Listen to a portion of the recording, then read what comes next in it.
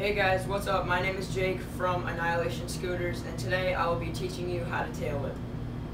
Alright guys, so the first step is going to be your stance. And that is basically, hold on, I'll just take the camera for this one. The stance is the way you're going to stand on the deck. I stand goofy, sorry. Goofy is like that. Regular is the other way, like that. And ski is like this. Ski is a little different for learning tail is because you're going to be kicking with the side of your foot and your heel, basically. And you're going to be landing regular or goofy, depending on probably your which hand you write with. For me, it's my left hand, so I always, ride goofy. So yeah, that's basically the stance. So, so if you're going to, one more thing, if you're gonna start scooting and you haven't really started yet fully, or if you're not that good yet, I don't really recommend riding ski because it's just, I don't know, I don't really like it, and I think it's better if you ride goofy or regular. That's just my opinion, but whatever you want to do is fine. Alright, oh, dropped my water. Alright, step 2. You're going to want to learn the rotations with your wrists and the kicking motion. And then you're going to want to put them together once you get them both dialed good. So the wrist motion is just like this. You're going to want to, hold on, let me go up close to the camera. Oh, sorry. That was the fucking pole right there. Alright, so, yeah, you can see my bars. Alright, you're going to want to see as I'm twisting my hands like this, the deck is also rotating. You probably can't see the deck rotating. I'll go a little. Alright, see, you could also see that the deck is rotating. And that's all you're going to want to know. You want to have that dialed and pretty fast. And same thing with the foot motions. You're going to want to have them, pretty good. Where they spin around fast, 360 degrees. And you're going to want to practice catching them too. Like that. With your foot.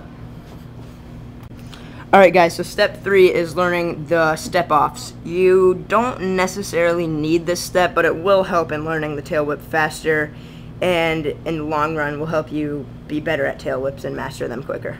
Alright, so a step-off looks like this.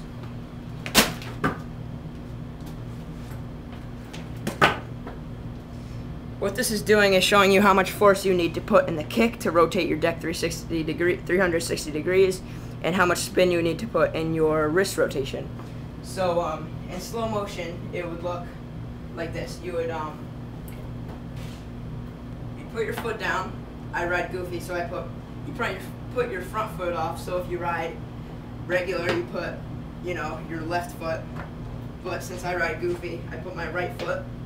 That's my front foot. And for ski people, I guess you could just like put your right foot off and go like that. I don't really know because I don't ride ski.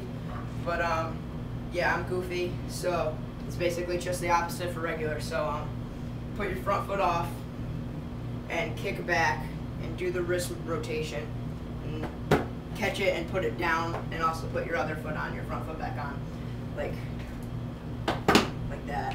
I don't know if you saw it. Let me do it again. Like that.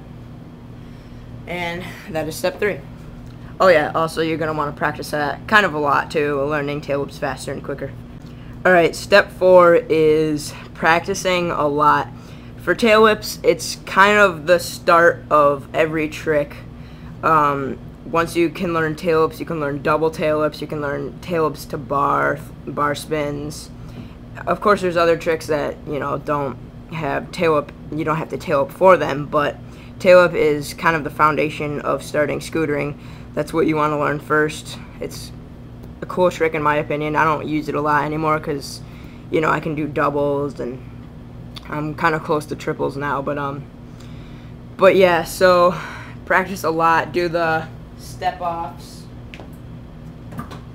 And once you got the step-offs good and you got your wrist motions good and you got your kicking off good and you put both of those together good, just try to do them flat. I mean, you'll probably get them within your first like maybe 30 tries, 20 tries even. And you also want to catch your tail whips. You don't have to do this first, but it will help. My friends actually, some of my friends actually don't know how to tail whip catch yet, and that's because they learn tail whips without having to catch them. And catching them will help you in the long run, because if you know how to catch your tail whips, you can do tail whip to bar spins, or you can do like, I lost my balance. You could do tail whip rewinds, which are like that. You could do double tail whip rewinds. You know, it just helps in the long run. So I'm gonna do one tail whip just to show you kind of what it's like flat. And yeah. Oh yeah, there's also two ways of catching it. You could catch it with both feet, which I catch it with one foot, but I can also do both feet, so this is what both feet looks like. That was more of 1 foot, but I can't really do 2 feet that good. But 1 foot looks like this.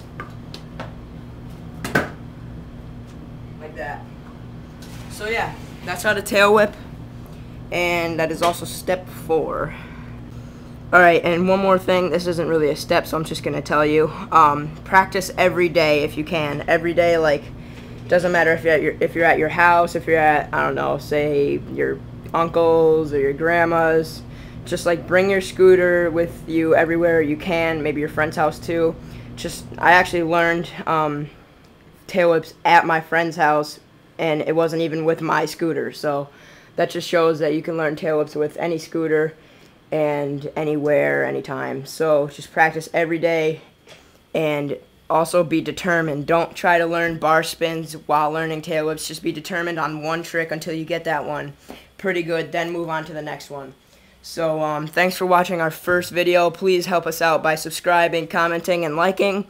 Hope I really helped you guys out a lot. This is how I learned tail whips fast and quick, or fast and easy. And yeah, see you guys later. Next video will be how to bar spin. See you later.